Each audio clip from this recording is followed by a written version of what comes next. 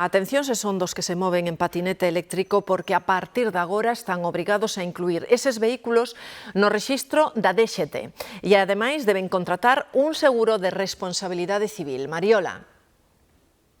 Si, un rexistro que poderá facerse directamente a través da páxina web da Dirección Xeral de Tráfico dunha xestoría administrativa ou ben no lugar no que se adquire o patinete eléctrico. Ademais, emitirase unha etiqueta identificativa que haberá que colocar nun lugar visible do vehículo. Será necesario tamén contar cun seguro de responsabilidade civil. E ollo, porque de non cumplimentar todos estes trámites poden enfrontarse a multas que chegarán aos 800 euros. Circular pola vía cun vehículo de mobilidade persoal ten novas obrigas para os usuarios. Primeiro hai que registralo, hai que entrar cando este habilitada a páxina da DXT, entrar, pagar unhas tasas que creo que van a ser unos 8 euros.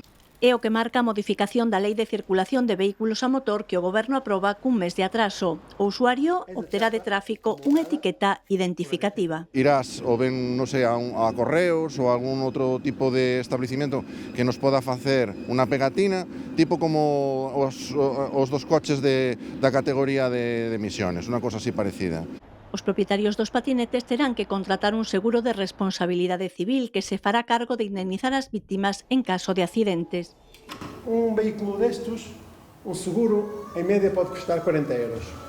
Na actualidade existen en España alrededor de 4 millóns de vehículos de mobilidade persoal. As novas exixencias están repercutindo nun descenso das vendas. O cliente non vai a comprar un patinete se non sabe se esse patinete vai ou non, aunque esteja homologado, queda na dúda, ten muitas dúdas.